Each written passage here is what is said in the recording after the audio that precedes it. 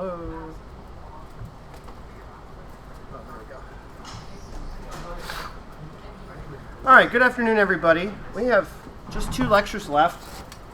It's a little unfortunate.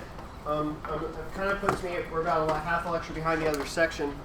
I'm going to give some extra content on Monday to the other section, and I will post the recording of it on here. And you're not really responsible for it, but it may help you contextualize some of the homework.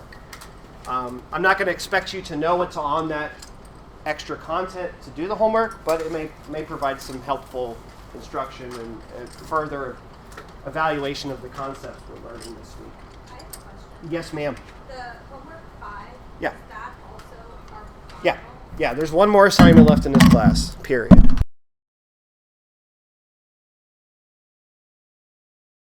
I'm almost done with it. I'll hopefully have it posted. I'll just make sure everything's working. Yeah, okay. I should have it posted tomorrow, if not tonight. And it'll be due, I think the last exam day is the 7th, correct? Yeah. Yes. Yeah, so it'll be due on the 7th. And then I'll just grade it and I'll send you guys your final grades once I grade it. It'll be worth double a normal homework. It'll be worth 6 points, just to kind of pad the grade a bit. I don't know why this is changing my microphone constantly. That looks like this computer, not me. All right, I'm muted. It does not matter. Okay. Yeah. So it's going to be in molecular orbitals. Sean will be available. I'll be available. I'll have extended office hours next week. We'll be able to come across and we'll be able to work through everything. Anyway, that's all I have to say about it. So just treat it like a normal homework assignment. So where we left off last class is on hydrogen, and the idea here is we want to construct approximations for the wave functions or the states, the electronic states of our molecules, and the way that we do that is by adding atomic orbitals together to combine them to form bonds. And so we walked through how that worked last class on Thursday. The idea that what we deal with H2 is that we take 2 individual hydrogen atoms, separate them at some distance, right? Clamp the nuclei, and then start with an initial guess for our wave function, which are 2 uninteracting hydrogen orbitals, right? 1s electrons. And then we basically turn on the interaction between them, right? That repulsion term between the 2 electrons. That's a function of the distance. And we calculate the average value of that, right? Which again is something that a computer will do for us. And I'll show you an example of that today. And what happens is that if you have appreciable interaction between your 2 atoms, you form a new pair of orbitals, right? You put in 2 atomic orbitals, you get 2 molecular orbitals out, right? Conservation of orbitals. And we get a constructive overlap between the 1s orbitals, right, where they add together, right, and they can share their electrons, they share probability with each other. And we also get a combination where we have the difference of the 2 spatial wave functions of our atoms, where the probability of one electron is opposite, if you will, in phase as the other one. So if you think about them as waves, as you add these 2 electrons of opposite phase, you get destructive interference, and it causes a node to form between the 2 atoms, right? A region of no probability, which causes the electrons to repel each other, right? So what happens is that we start from a set of atoms that do not interact. You turn on the interaction, and what we get is for conservation of energy, a state that is stabilized, right? We get a state that reduces in energy because of the favorable interaction between the atoms, and we get an additional state that has the opposite effect, where the atoms repel each other, the electrons repel each other, and it's a repulsive state for those electrons. We call these, again, bonding and anti-bonding orbitals, right? These are the common terms for them, and we'll look at these in detail today. Right? The concept of bonding and anti-bonding. because of conservation of energy, if you start with two orbitals of the same energy, the net energy of all the orbitals in the end has to equal 0, right? So if we gain, if the bonding orbital is stabilized by this much, then the anti-bonding orbital has to be stabilized by the opposite amount. You can't just create energy. So we get this equal distribution of the orbitals that split away, and as the bonding interaction increases, as the two electrons interact with each other more and more, the splitting will theoretically increase, right? Ideally, the limit of this distance, the limit of this interaction would be the two atoms at infinite distance from each other not interacting, right? And these two molecular orbitals would look like the atomic orbitals. They'd be at the same energy, and you'd have one electron in each of them. All right, so this is the presence, this entire concept that by combining two atoms together to have their electrons work together is literally the definition of a bond. We've created a new state now that those electrons can exist in that's in lower energy than they were before. Right? The enthalpy change from here to here is negative. Right? We've lost energy. Right? This is stabilized, and it's stabilized as we calculated by 4.6 eV. Which is about 450 kilojoules per mole, which is exactly where the bond strength of H2 is. The bond strength of H2 is about 441 kilojoules, and it's not too hard to show that that's about this number. Right, so that the strength of a bond solely comes from this favorable overlap. Here's the interesting thing about this, is that the entire reason that this molecular orbital formation and this stabilization occurs is because the electrons interact with each other. But remember that when the only interaction an electron feels with itself is a repulsion. Right? Electrons repel from itself. So you would think that, well, if I let these two atoms interact with each other, that would necessarily increase the energy because you're bringing those electrons closer together. The repulsion is going to increase because they're on average closer together. But that's obviously not what happens, because when you put two hydrogen atoms together and let them equilibrate, they form a bond that's stable by 4.6 eV compared to the atomic basis, the initial state of just the atoms. So how can that be? How can you have an attraction, a stable bond formed from an effect, an interaction that is solely repulsive? The fact of the matter is it's not repulsive. Right? What we've considered with the repulsion is that we have two electrons that are identical but distinguishable, and we've put them next to each other. And we know they repel, right? You can show that, right? If you put a negative charge next to a negative charge, they repel each other. The assumption we've made there is that they're identical charges, identical electrons. But they're distinguishable, right? I can say that this is the left electron and this is the right electron. And when I bring them close together, they repel each other, right? You can do that with a magnetic electric field, some negative charges and stuff. Normal. But we've ignored the fact that they're also indistinguishable. They also have spin. Right? And that causes, because of the indistinguishability, there's no preference for an electron to be a left electron or a right electron. The left electron is precisely the same as the right electron. There's nothing different. You can't tell them apart. They're indistinguishable. Even naming them left and right is wrong. That got us into trouble. So by dropping that, you also have this additional thing that electrons can do. They can repel each other, but they can also exchange.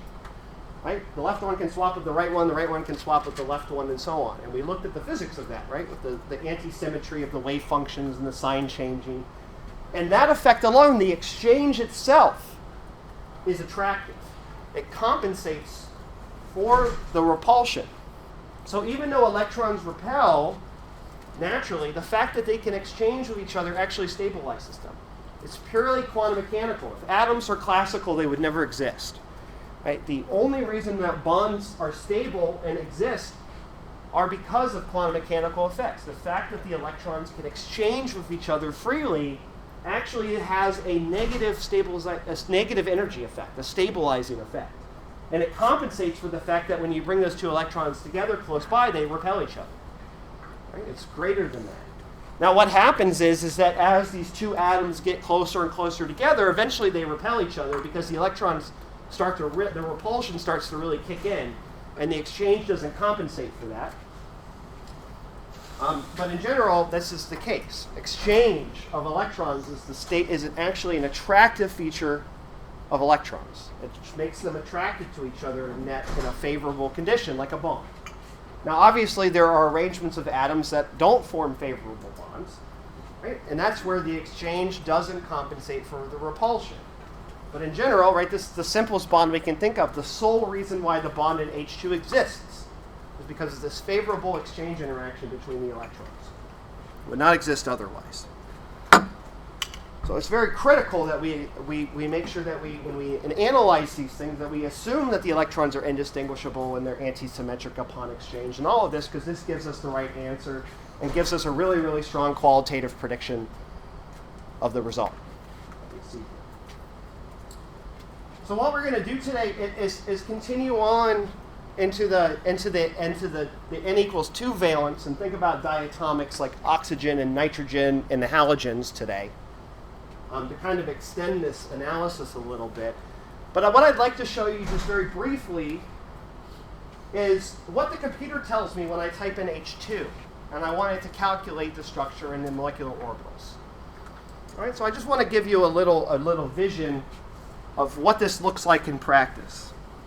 Because I can talk about this all the time, but I haven't done any calculations. This is all qualitative, right? Eventually I need to make numbers. And we can have a computer do that for us. What I'm going to show you today is exactly that. Hopefully I can zoom in a little bit. So on here, I have this very, very simple input file here. And this is an input for a program called Gaussian, which is a quantum chemistry program. You can give it molecules and have it calculate parameters, calculate properties, bond lengths, you name it. Anything about a molecule you want to know using quantum mechanics. And so let's look at H2. Right, here's hydrogen. Right? And the way that we define hydrogen is by defining the coordinates of the atoms. So I have one hydrogen atom at the origin, 0, 0, 0. And then I guess that the next hydrogen is at 0, 0, 1, right? It's 1 angstrom away. Okay? Very, very simple approximation. And what I'm going to do, of course, I don't know if that's the exact distance between the atoms that I want. So what I'm going to do is I'm going to have the system adjust the atoms until the energy becomes minimum, right? It finds the optimal arrangement of the 2 hydrogen atoms, and then it'll calculate the energies and the wave functions and all the properties of the molecule. In order to define that, this blue line at the top, I've given it a couple of formats, a couple of inputs. One here, the first one is opt. This means optimize to structure. So what this is going to do is it's going to jiggle the bonds, right, the positions of the atoms until it finds the right orientation, right, the right bond length for the theory. There are different levels of theory that you can use, different approximations for how you want to approximate your wave functions and your Schrodinger equation and your different interactions. So what I've chosen is what's called Hartree-Fock, which is literally LCalMO. It's the computational version of what we're talking about. And you also have to pick a set of functions that represent your atoms, right? You have to set remember, we always have to have a basis of atomic orbitals, right? And it turns out this is a complicated issue about how to accurately and precisely and efficiently represent atomic wave functions, atomic orbitals, for your molecular calculations.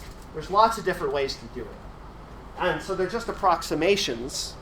And so I'm using a very, very old school one, which is what's called SNO3G. This uses hydrogenic-like orbitals, e to the minus r, right? Like the ones we saw for hydrogen. So I'm doing literally and then the last, don't worry about the last one. Output equals ticket, that's just the output. So what I'm literally doing is the modern computer version of the calculation we've done in class. So this is going to take these 2 atoms, represent them as 1s orbitals, hydrogens with 1s orbitals, and combine them together to calculate the molecule.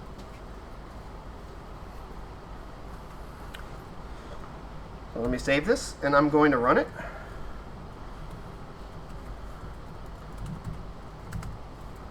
Now, I'm going to tell you a little story. Now this calculation you can pretty much do pretty easily on a piece of paper without too much work. But in a little bit we'll do nitrogen. Right? And when this calculation was first done for nitrogen, which was in the early 1960s, late 1950s, it was done by hand.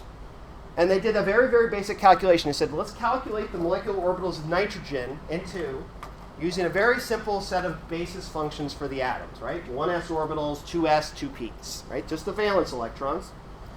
And to calculate the molecular orbitals of the molecule. It took one man, one graduate student, and a couple of assistants 3 years to do this calculation. Right? When I show it to you on here, it's going to take less than a second with modern computation. Well, let's see how long it takes for H2.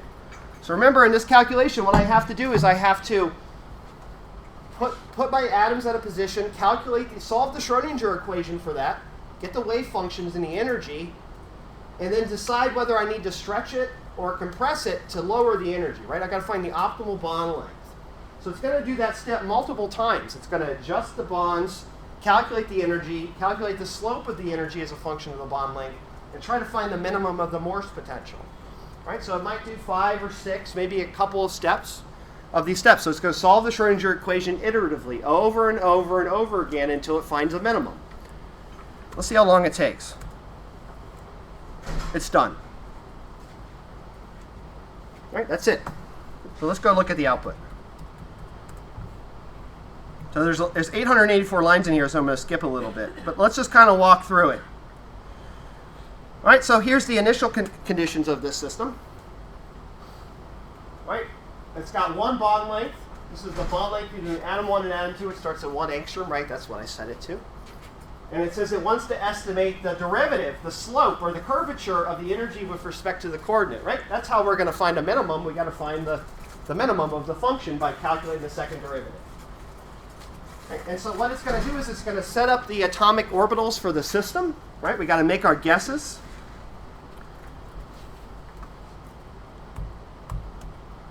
And it says here that there are exactly 2 basis functions. Right? There are 2 atomic orbitals that we construct because there are only 2 1s orbitals. Right? So we get 2 MOs out.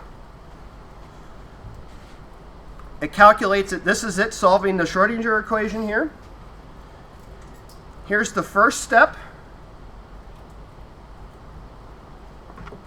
Let me scroll down just a bit.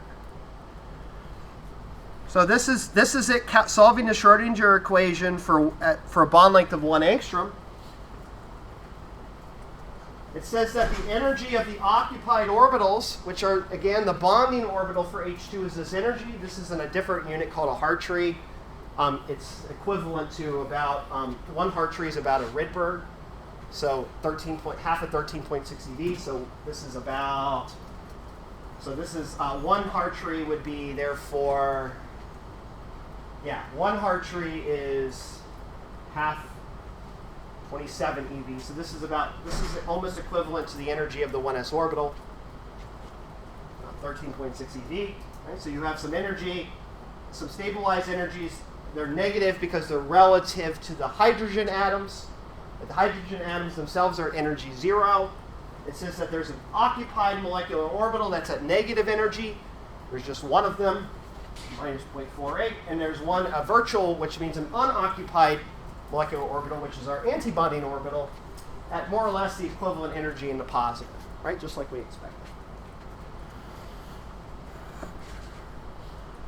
Right, and let's just keep scrolling down a little bit. It has to check whether or not the bond is at the optimal position, right? We got to make sure it's at the right position, and right here it says it isn't.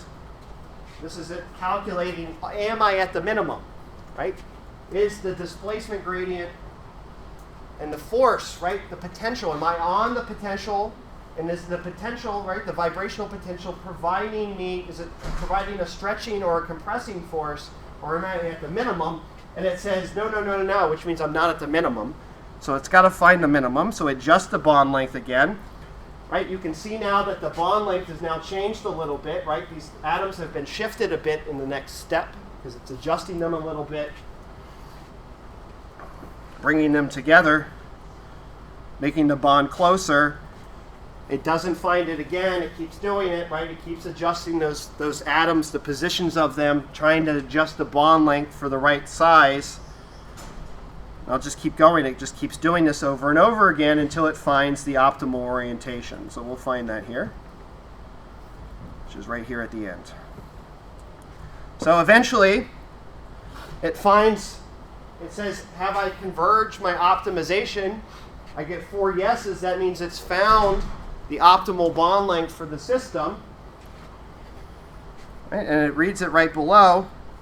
It says that the optimal bond length for H2 is 0.7 angstroms. Right? I was about 30% off.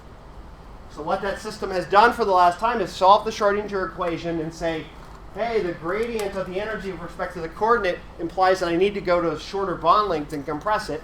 And that's exactly what it does. Right? And it finds that for this level of theory, it wants to be about 0.7 angstroms. And this is the really interesting part here. Here are the molecular orbitals as a function of the atomic orbitals. Right? So here are the two molecular orbitals. This is the bonding and the antibonding. And these are the components of each of the atoms. Right? So it says molecular orbital 1, for instance, is a sum of about 60% one hydrogen and 40% the other hydrogen. Right? It's slightly off a little bit because this isn't a particularly accurate calculation.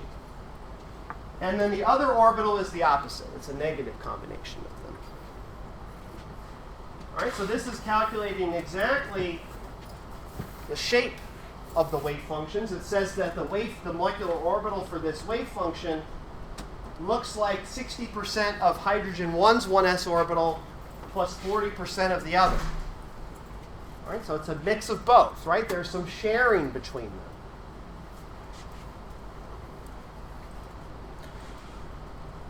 And let me see if it shows some energies at the end. Where's the energy here? And then we can just look at the final energy, which is hiding here somewhere. Just a second.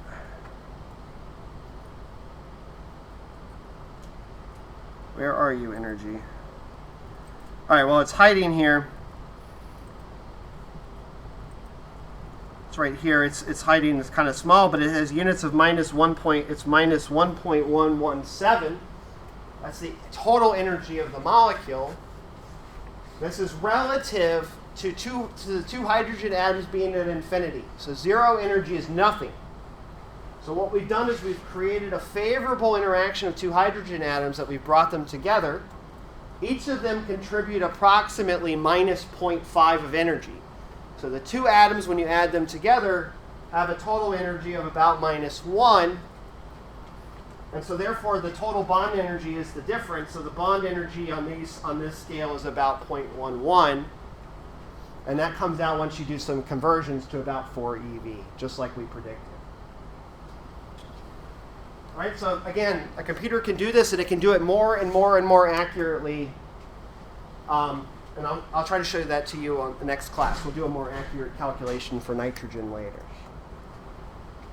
All right, so again, this is a pure quantitative approach, but I'm doing the exact same calculation that I'm doing qualitatively on the paper on the board.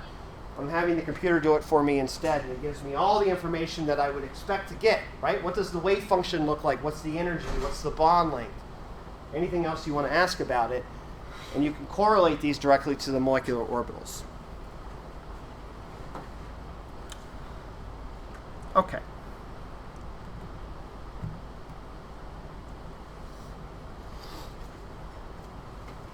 Right, so what do these orbitals look like? Maybe it's reasonable to kind of take a break from the numbers and think about what these look like from the point of view of an image, right? What's the geometry of the orbitals?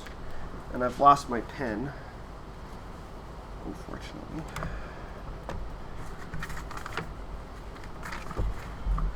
Right. So let's look at the height. So I have some nice pictures here of the molecular orbitals for hydrogen. So we'll look at the first couple.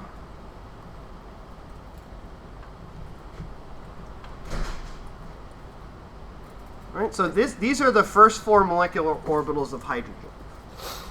Right? And they're ordered, they have some labelings that we have in some notation we haven't really discussed. I'll try to explain it in a minute, what this notation means. But we can look by the energies that this is obviously the lowest energy orbital. This is the bonding orbital of hydrogen. It's a negative energy. The idea is that 0 eV is approximately the atomic energy, right, the starting energy.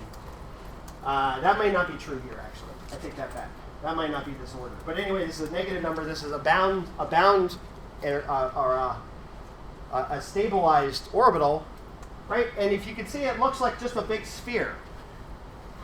Right? The electrons can exist anywhere in the molecule in this orbital, right? So this is that bonding orbital.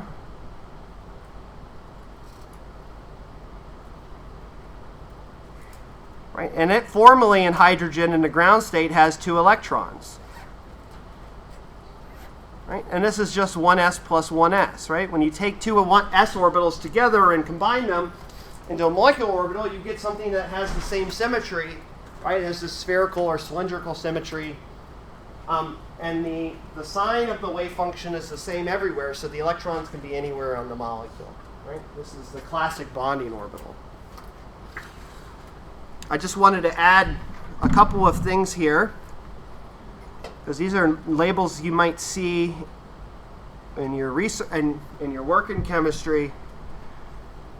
Is that A, 1 means spherically symmetric.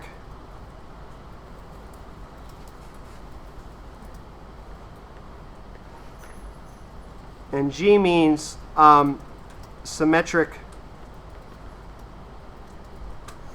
about, or even, let me say even, about vertical, about internuclear, sorry, this orange line here, even about origin at center of mass. Right, so if you take an electron here and mirror it over here, it's got the same sign. So this is plus and plus. Right, so this is what we call a G or Gerard, a Gerard orbital, which means it's German for same. I think that's what Gerard means. Actually, I could be wrong about that. I think that's cis and trans. This is what's called a Gerard orbital. It says that if you have an electron on this side, when you put it on this side, it's the same sign, doesn't change signs, right? It doesn't go through a node. Right, so let's look at this next one. This is the next orbital in energy. This is the antibonding orbital.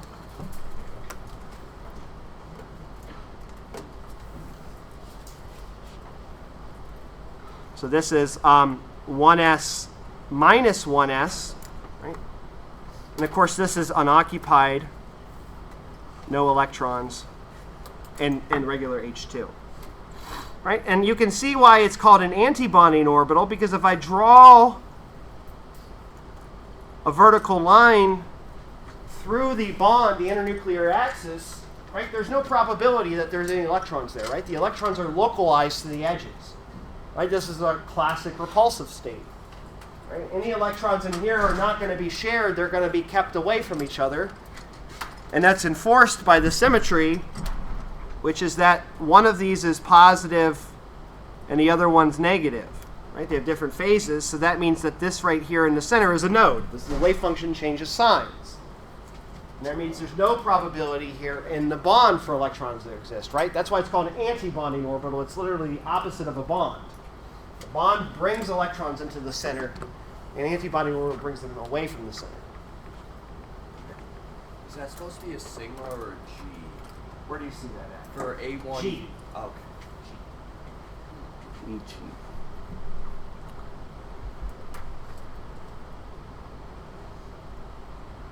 And the U here means ungerad. Again, the German word for the opposite of gerad.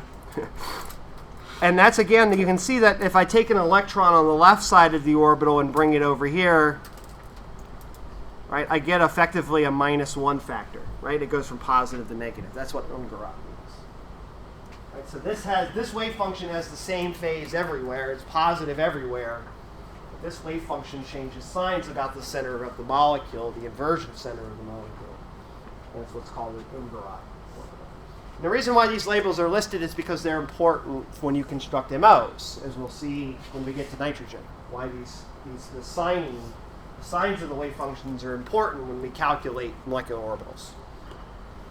All right, so you may ask the question, of course, what are these orbitals? We haven't discussed these yet, right? We put 2 atomic orbitals in and we got 2 out.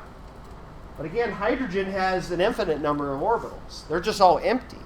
Right? All we've done is combine the 2 occupied orbitals, the 2 1s orbitals, to form a set of molecular orbitals. But every hydrogen atom has 2 s's and 3 s's and p's and d's and f's, right? It has the entire gamut of orbitals, and they'll combine together to form new molecular orbitals, but you just don't care about them until you put electrons in them. Right? So these are the next set of orbitals. And again, you can imagine if these 2 come from the 1s, then the next set of atomic energy levels that we should care about are the 2 s's and the 2 p's. Right? So this is the 2s plus 2s, the equivalent of the 1s's, but they're higher in energy, and this is the 2s minus 2s antibonding orbital.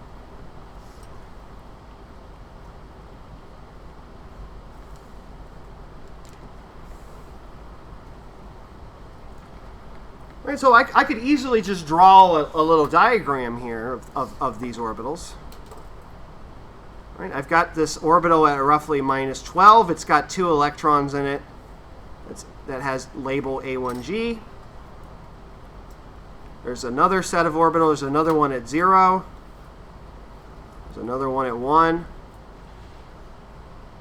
And there's another one at 4.26 that are all empty. Right? And again, this is 1s minus 1s. This is the 1s plus 1s combination. This is 2s plus 2s. And this is 2s minus 2s. Right? So these are the first 4 energy levels of hydrogen, the molecular hydrogen.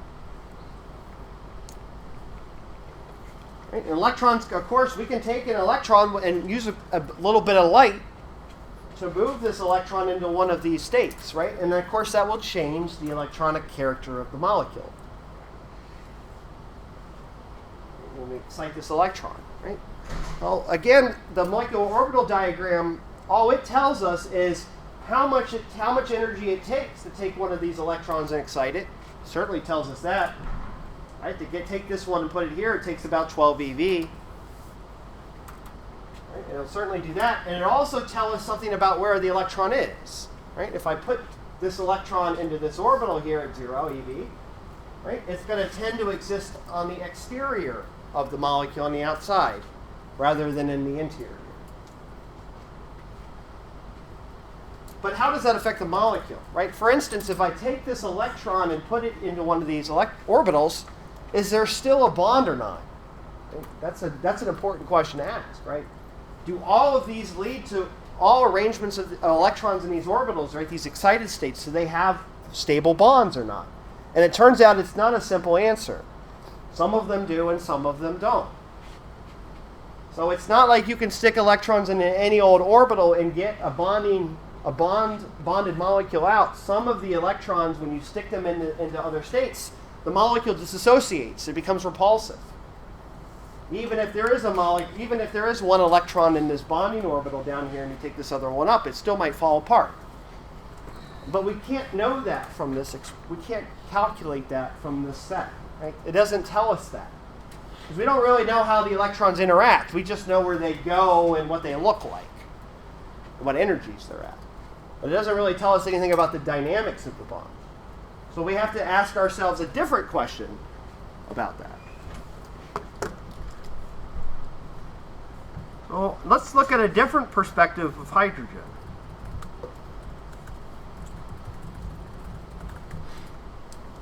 I found this really nice picture on Google. Let me find it really quickly.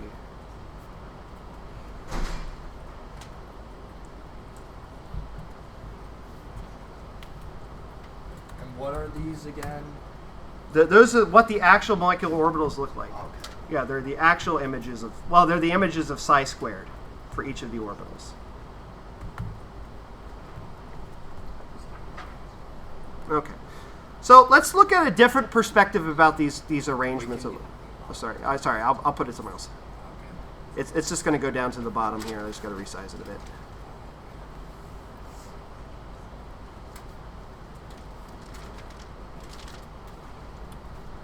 So let's look at this picture here. Okay.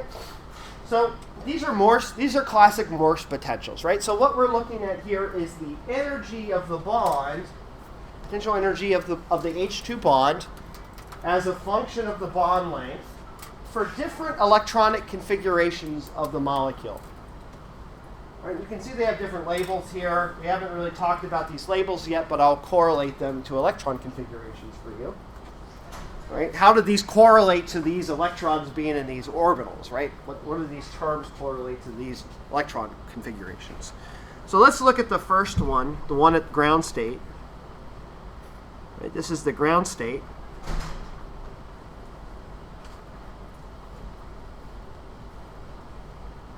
Which is the 1 sigma G plus state.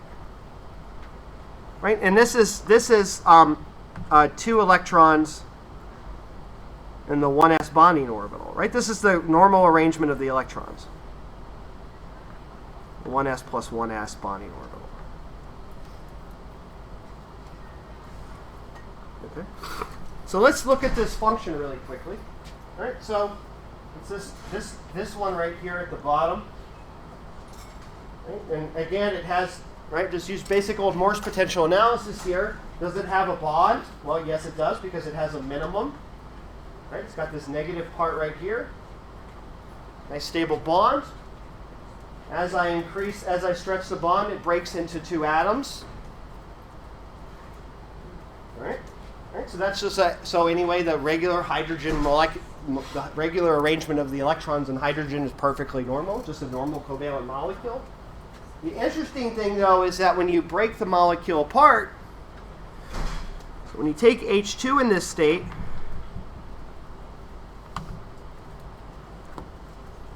in the 1 sigma G plus state, and break it, you get an H atom in the 1s state, and you get an H atom in the 2s state.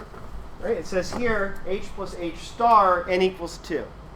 So it's very interesting. When you take you can take 2 atoms, right? We've constructed our molecule initially from 2 atoms in the 1s state, right? 2 ground state hydrogen atoms that are both 1s. We put them together to form a nice strong bond, right? Which stabilizes that bond. The bond is lower in energy than the actual molecule, right? There's some potential energy stored in the bond. So when you break that bond, you have to put that energy somewhere. Right? You have this new potential energy that's been created in the bond that has to go somewhere in the atomic limit when you break it to atoms. So when you create this bond, you start with 2 1s orbitals, combine them together, and then when you break them, that extra energy that you've created as potential energy in the bond has to go somewhere, and so one of the atoms comes out in the 2s state. Right? Really, really interesting. I mean, maybe that's obvious because you got to have that energy somewhere. But this is not a closed path, right? The construction that we've done is H1s plus H1s. We form the bond to form H2, and then we break, and we get a different set of species out. Right? One of the atoms is now in the n equals 2 state instead of the n equals 1 state. Right, so we've gone, our initial conditions are different than the original conditions, right? And that should be a really good tell that this bond is stable because this energy has appeared from somewhere.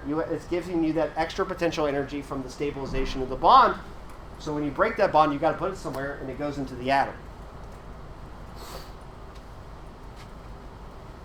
Okay, so that all makes good sense. Right?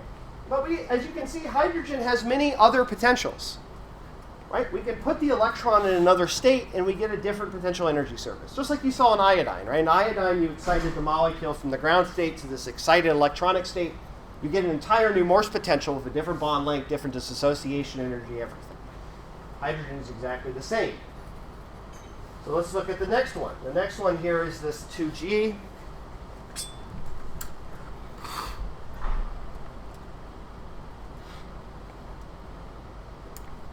What would this state be?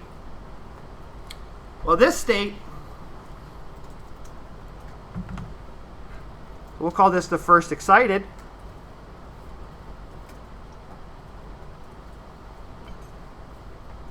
Which is 2 sigma G plus. This has one electron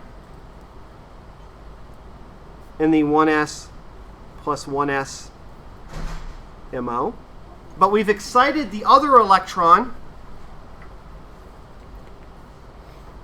into the 2s plus 2s MO. Okay, so in this situation, I'm just going to scroll up really quickly here. Can you just hold it there for a second? Yeah, so of I can course. Get all that stuff over there.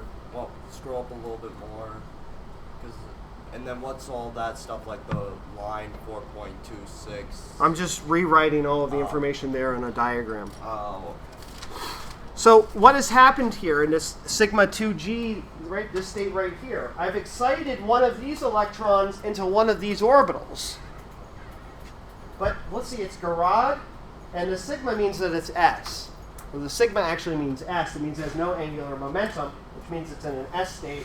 So what I've done is I've taken one of these electrons here,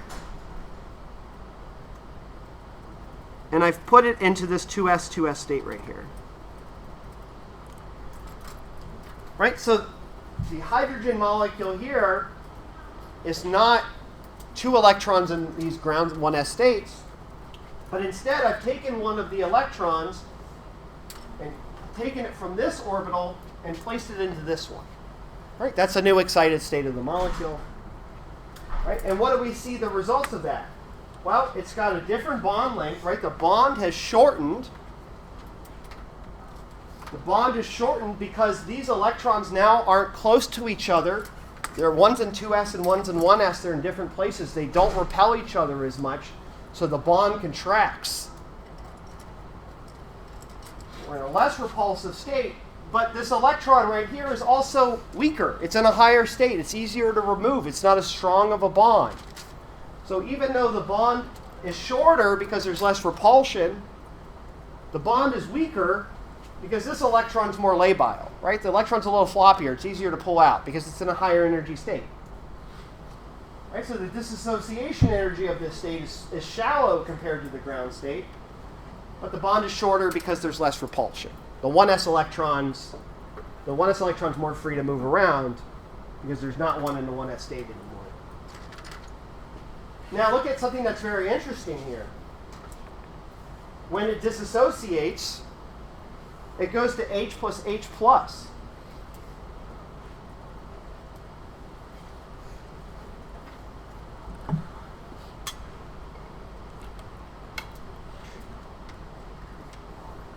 So what happens is that when you pull this molecule apart, that's a very interesting, right? What does that mean? Right? There should be 2 electrons here, but as you can see, there's an H plus here that has no electrons. So where do the other 2? Well, they can't be both on hydrogen because then it would be negative, right? You can't have 2 electrons on hydrogen; it would be a negative hydride. So this is a neutral hydrogen plus a hydrogen, H plus. That means one of the electrons left. It's gone. It's removed. So what happens now when you put this electron into here and you break the molecule apart, one of the electrons, the one that's in the 1s orbital, stays in the 1s orbital. Right? This electron that's buried really down low in the main molecular orbital, which is primarily of 1s character, it sticks to that hydrogen as it leaves. But this electron right here, as the atoms pull apart, this electron is easier to remove. So as it stretches and the bond breaks, it turns out the easiest way to break that bond is for this electron to leave completely. So the actual reaction that you get out of this is again H1s plus a proton plus an electron. Right? The electron has left. The second electron has left. We've ionized one of the atoms. Right? The thing I want to drive home here is that, and we can look at the last one in just a second. What I want to drive here is that all we've done, we have the same molecule in both situations, right? This is still hydrogen. But what I've done is I've manipulated where that electron is, right? I can use light to do that, for instance, or some other effect. Right? I can put prepare my molecule in this state. I get different chemistry. Right? If I take normal old hydrogen and blow it apart, I get two hydrogen atoms, and one's excited and the other one isn't, but they're just hydrogen atoms. But if instead I formally change the structure of my hydrogen atom by exciting an electron into the 2s state, using UV radiation, for instance, prepare my molecule, and then blow it apart, I get a different set of products. Right? I get an ionized hydrogen atom and a neutral hydrogen atom instead of two neutrals. Right? Different chemistry.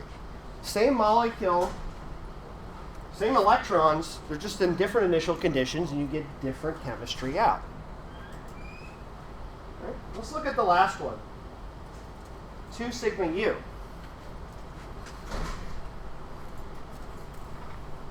Well, this one's very interesting.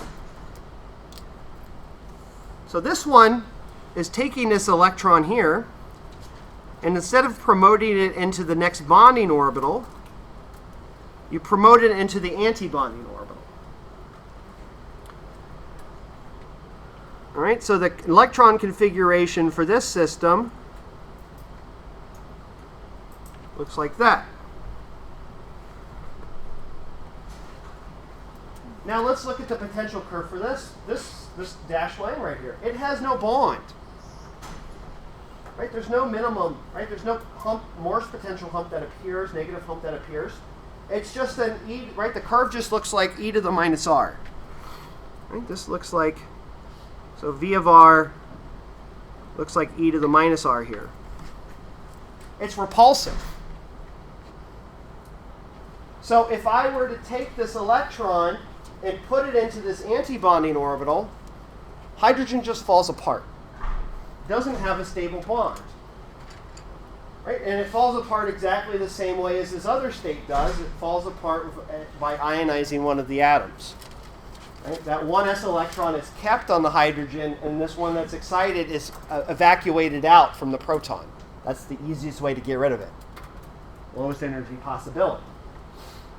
So this state right here, if I put this electron into the antibonding orbital, it is not a stable bond. There is no bond. The molecule falls apart instantly.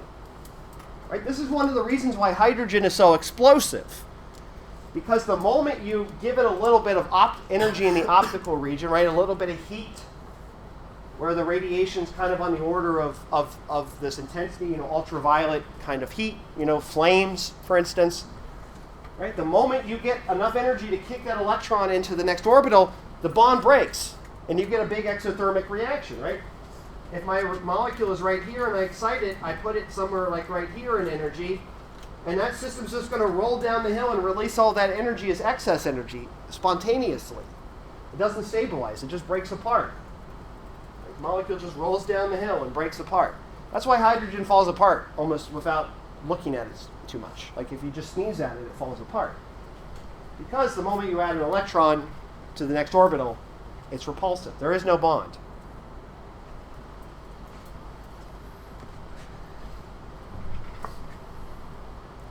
No bond. So the point that I kind of want to make here is that this is a complicated issue.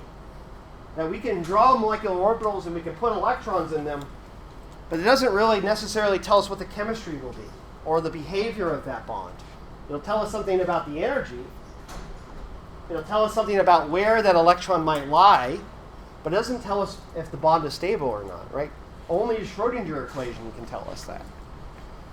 Right? And as you can see, depending on the way that you arrange your electrons, you get different bonds, different stability, and different chemistry from the same molecule.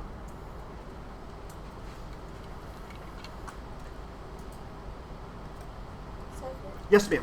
So would the first excited state be stable or unstable? The first, okay, so that's a great question. So this one to here, so if you put the bond, if you put this electron into a bonding orbital, it is stable. So there is a stable excited state for hydrogen. But if you put that electron into an antibonding orbital, it's no longer stable. It falls apart. So it just depends on which one you choose.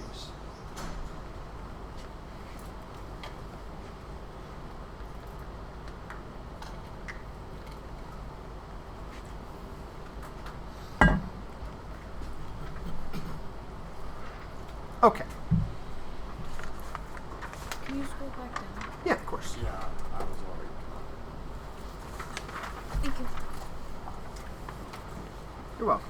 So what I want to do, I'll let you catch up for just a minute, and I'll talk for just a second. That's more or less all I have to say about hydrogen. So how can we apply this now? We go to helium, for instance. Not very interesting. Right, so let's go to the second row. Right, we start to fill in the two S's and the two P's. Right, what kind of bonds do we get from that? Well, we got to start thinking a little bit now that we have orbitals of different valences now. We have cores, electrons, and we have valence electrons. And so we're going to have to make some considerations about how do we combine orbitals of different valencies. Do two electrons in the n equals 2 systems combine with the ones and the ones? Okay, there's some questions that we have to answer. Are we good to keep moving? Cool. So let's look at our next example. So let's look at N2. And we'll look at, we'll be able to do basically the rest of the diatomics N2, H2, Cl2, O2, all of these once we think of nitrogen.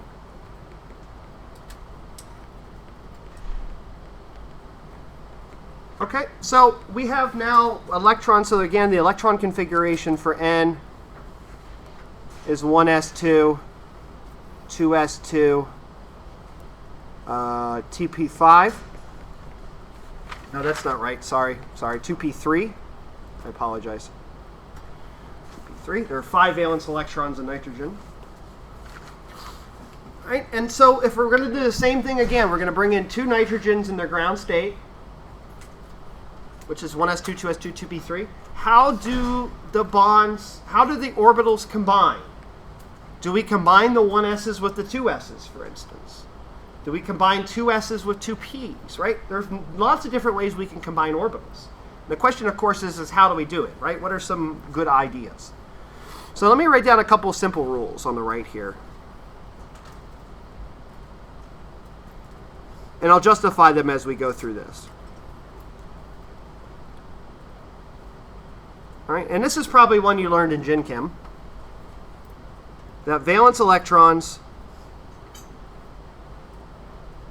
determine bonding.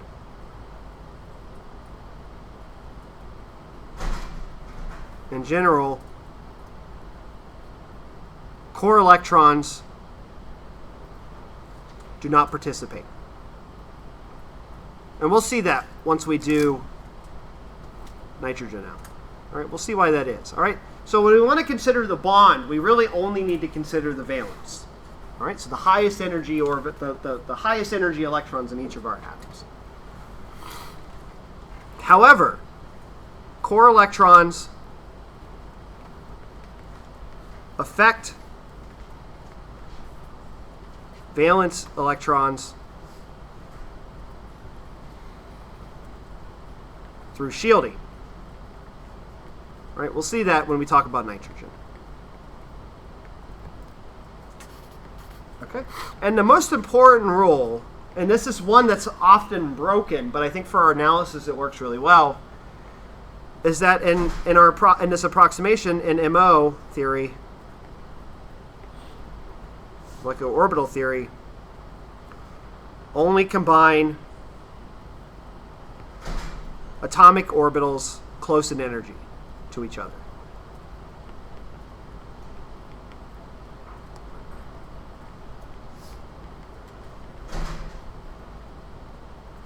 All right, so what we're going to see is that we have orbitals that are very, very different energies, right? We have a really high-lying valence electron and a really low-lying core electron, like 1s electron. They're not going to combine with each other, all right? We don't have to worry about those combinations. We only want to care about atomic orbitals that are close to each other in energy. Okay, so let's look at nitrogen from this point of view.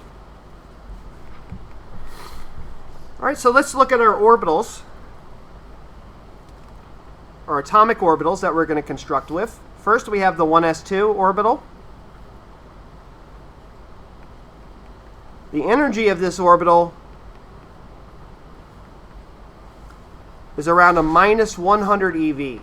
What does that say for 3 in MO theory? Only combine atomic orbitals close in energy to each other.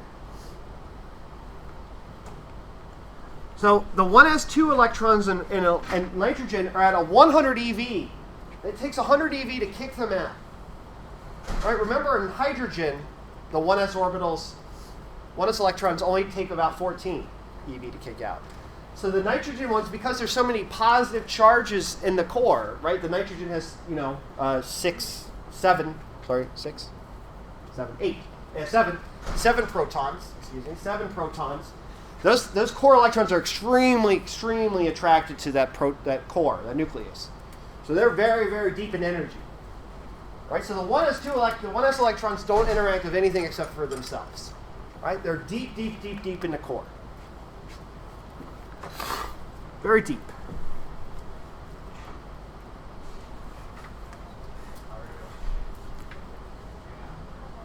Okay, so the only thing that 1s electrons, when we bring two nitrogens together, the only thing that 1s is going to interact with is the other 1s orbital. All right, so we're going to get an orbital. We're going to get a set of orbitals that look like 1s2 plus 1s2, say plus or minus. All right, we're going to get two states that are deep.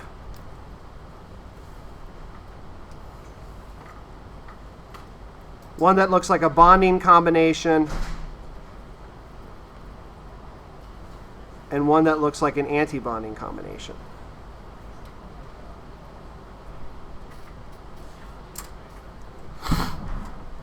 All right, and we can fill these up, right? Because there are 4 electrons. Each s orbital brings in 2 electrons.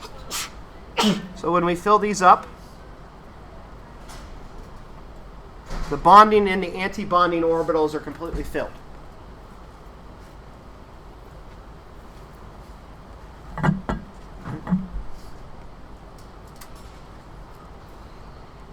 Anti-bond and bond.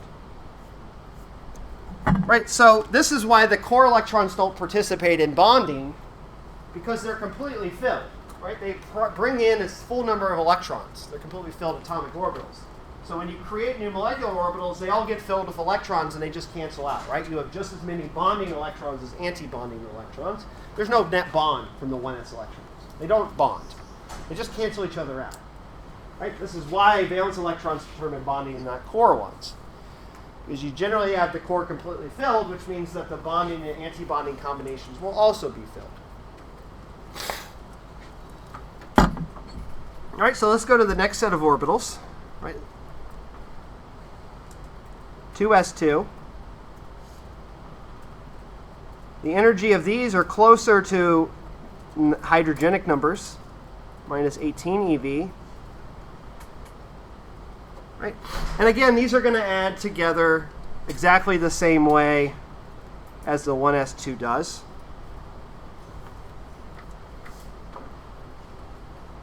We get plus or minus the 2s2 orbitals.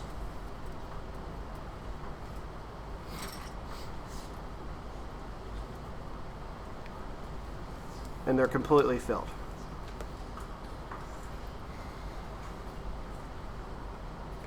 We have an anti-bonding combination and a bonding combination.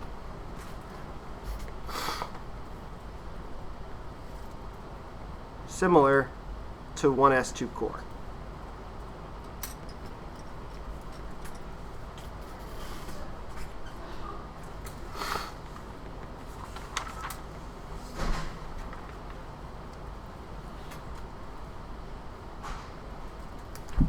All right, so now we are left with the p's.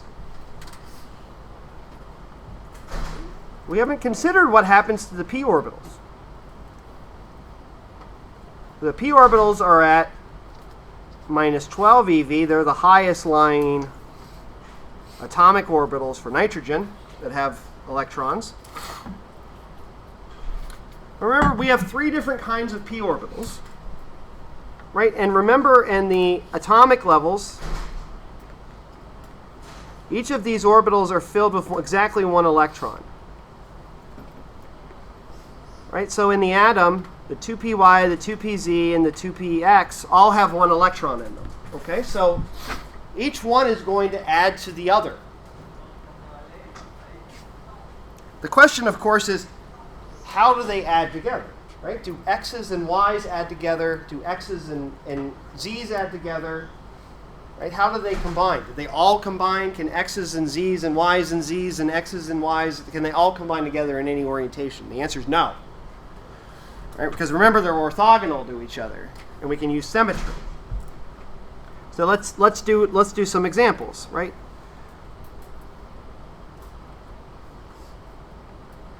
All right, so let's just try, for instance, 2px plus 2py. All right, and let's just set a coordinate system just to be safe here. So we know what the coordinates are. We'll use z along the vertical axis, x along this axis, and y along the vertical axis. Okay, so what does this look like? What does 2px plus 2py look like? Right, well, the 2px orbital is going to be kind of skew in this way. And the p orbitals have 2 different signs. Well, one lobe is negative, and the other one is positive. It changes signs at the origin. Right, and we're going to add that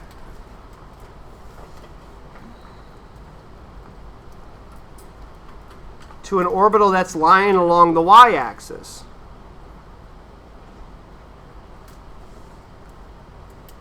Like so. And that's not the best drawing in the world.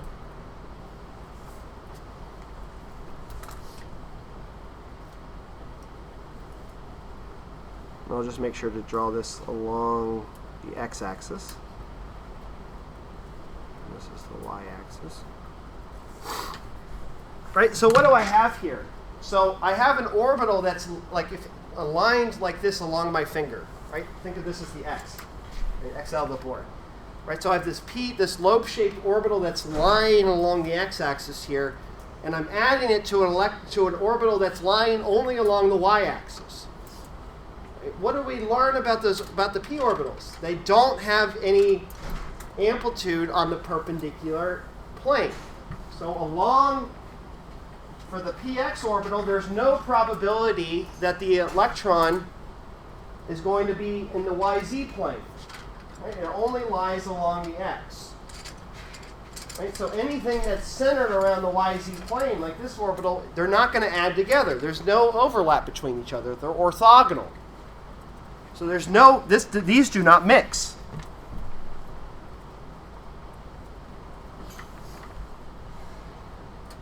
So when you add these together, you get a 0. They don't add together. They're orthogonal.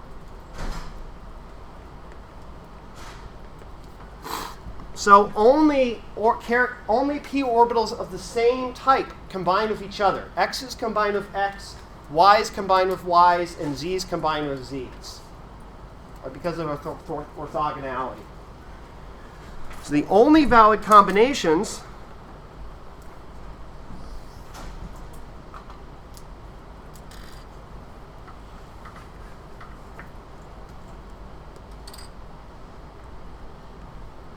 are going to be 2px plus 2px, 2py plus 2py, and 2pz plus 2pz. Right? They have to match. Otherwise, they're orthogonal to each other and you don't get any overlap. All right, so what do these look like?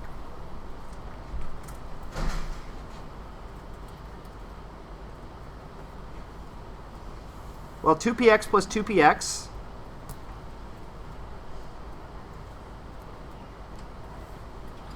Well, both of the orbitals on both of the atoms look basically the same. And again, we get plus or minus. Colors are the different phases or the different signs of the wave function.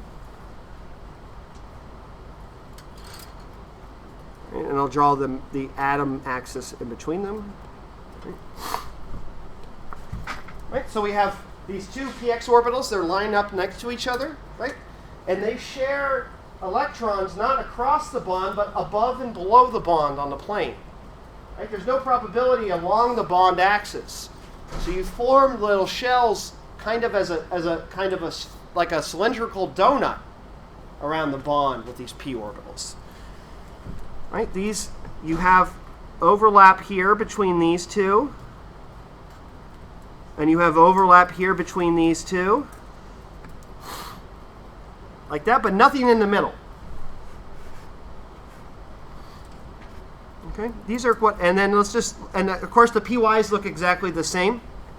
They're just along the y-axis instead.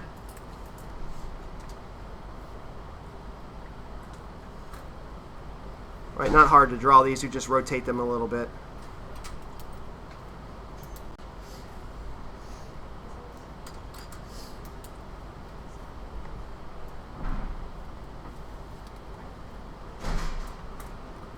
Right, we have favorable overlap when we add them together, like this, above and below the plane of the ring, or of the bond, rather.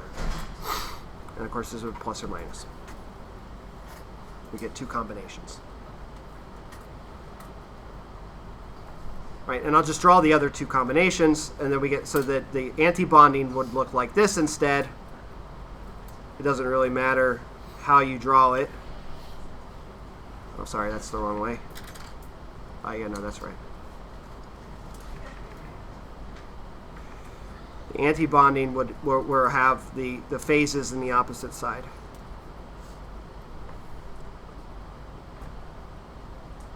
Right, this is the anti-bonding combination.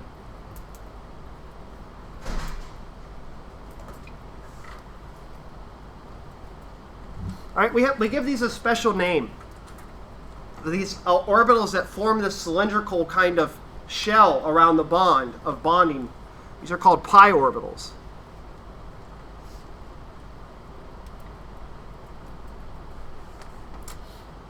Pi orbitals, right? These are the things that make molecules aromatic, right? Double bonds are made up of pi orbitals, the interactions of the p orbitals. We'll see that on next class.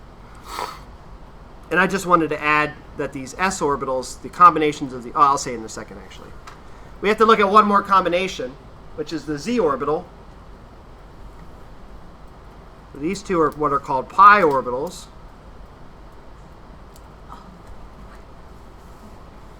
And then we have one more combination of p orbitals, right? We have the z's we haven't considered.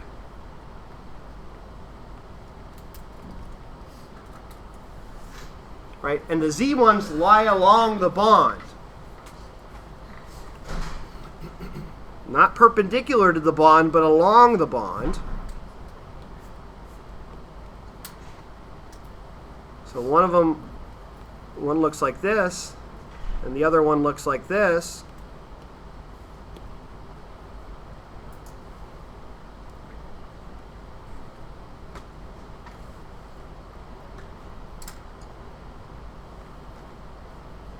Right? And we get nice interactions between, overlap between these two orbitals through the bond.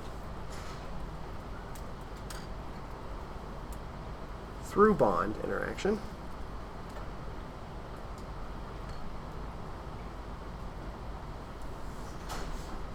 Right, so this kind of looks like the orbitals as you add 1s, right? When you add 1s orbitals together, they share electrons through the bond, the axis of the bond, and the two pz orbitals do the same thing.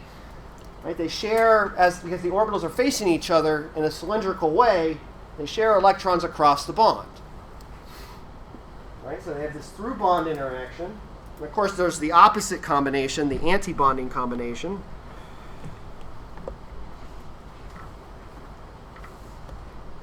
which looks a bit like this.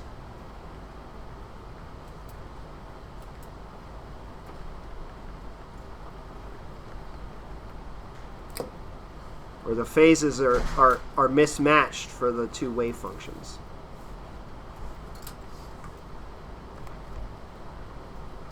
Okay, and these are called sigma orbitals, sigma and pi.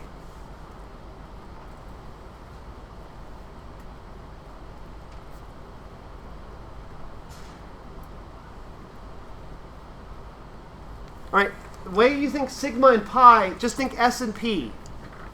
Right? This is pi is like P, sigma is like S. Right? So things that bond like S orbitals are called in molecular space are called sigma orbitals. Right? S for sigma. Right? We have bonding that looks like S orbitals through the bond, cylindrically symmetric, spherically symmetric around the bond. Electrons are shared along the internuclear axis of the atoms. So there's like S-type bonding, we call that sigma. And then when the electrons are shared above and below the plane of the bond in a cylindrical fashion, right, I can rotate this cylindrically like this, like a cylinder, and you get the same result, cylindrically symmetric. That's P-like, and therefore pi. Okay, so we have these two different classes of molecular orbitals called sigma and pi orbitals, and they contribute different types of bonding. This is the classic single bond interaction. Right, through the bond, normal old covalent bond, just like two s orbitals combining. And these pi orbitals, as we'll see, because I don't really quite have enough time to finish the diagram, we'll finish it next class. We'll see how these align. Right, these pi orbitals create the double bonds. The double bonds and the triple bond of nitrogen. Remember, nitrogen has a triple bond.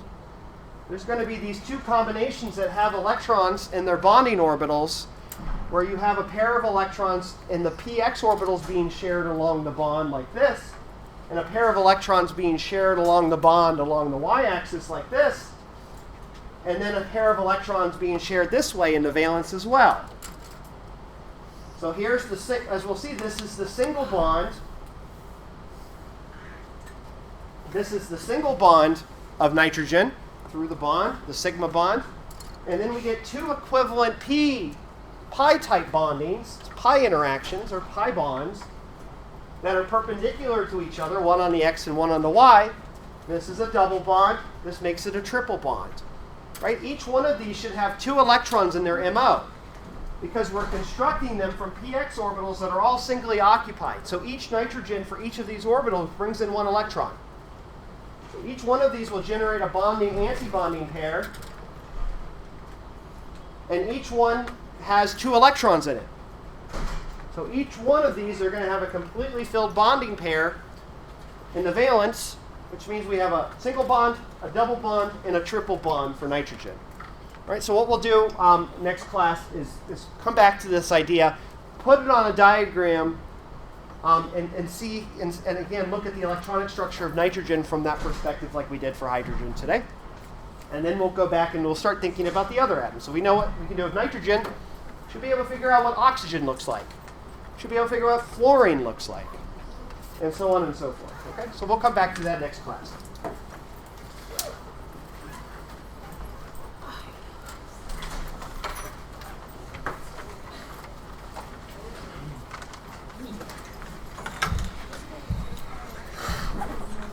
At some point when we were toiling in the lab, I got a call from the HR lady saying she wants to give me the formal job offer. Nice. Man, they're going fast. Yeah. I got a call right before office hours. Are they even going to let you graduate before they want you to start? Logan's start date is June 17th. Oh, okay, that's pretty soon. She's about to ask me when I can do a start date, and I'm probably going to say the same exact day. We'll save on gas money. Tell them you guys come as a couple. Spousal hire. All right. Jimmy got everything booted again, then Edgar wasn't Edgar properly. Did he get the pumps going? Yeah. Oh, okay, that's good. And the pumps went, and last I heard from him, they got down to the -6, so there should be good. Okay. but software wasn't booting correctly and you couldn't figure it out. And you didn't want to restart everything again to deal with that. Yeah, let's go look at it. Yeah, I gotta go to office hours, so Okay. good Oh, luck. hello! Welcome back from the dead. You're alive? No. But I'm here because I've already canceled 2 of my classes and I can't cancel anymore. That's who. I'm sure you students don't mind. That's true. Cypher. What's up? I will fill out your survey eventually. Justin is just having the time of his life trying to figure out what he wants to make. You don't have to fill it out. I already know you two are coming. Okay, cool. I've already put you on the list. I figured out we can carpool people So, if you need. yeah, that might be. You should organize that with people.